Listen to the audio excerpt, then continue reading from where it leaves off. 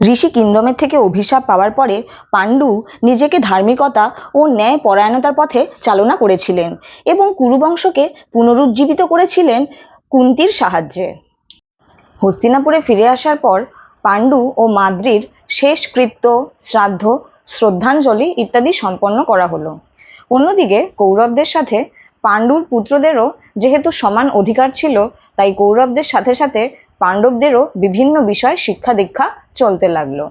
কৌরব ও পাণ্ডবরা একসাথে বড় হতে লাগলো, একই সাথে অস্ত্র চালনাও করতে লাগলো, তারা খেলাধুলোও করতো একই সাথে। আর সেই সময় পাণ্ডবদের শ্রেষ্ঠ স্পষ্ট হয়ে উঠত। পাণ্ডবদের মধ্যে ভীম ছিল সব থেকে শক্তিশালী, তাকে বৃকোদর নামেও ডাকা হতো। বৃকোদর বৃকোদর অর্থাৎ নেকড়ে বাঘের মতো উদর বা পেট যার, কারণ ভীম বেশিরভাগ সময় থাকতো ক্ষুধার্ত। ভীম এতই শক্তিশালী ছিল যে তাকে দেখে ধৃতরাষ্ট্রের বড় পুত্র দুর্যোধনের মনে মনে খুবই হিংসে হতে লাগলো এবং তখন থেকেই সে তার অজ্ঞতা ও উচ্চাকাঙ্ক্ষার মাধ্যমে নিজেকে পাপের জন্য তৈরি করতে লাগলো। আর তার সাথে তার সাহায্যকারী মানুষটি ছিলেন তার মামা শকুনি।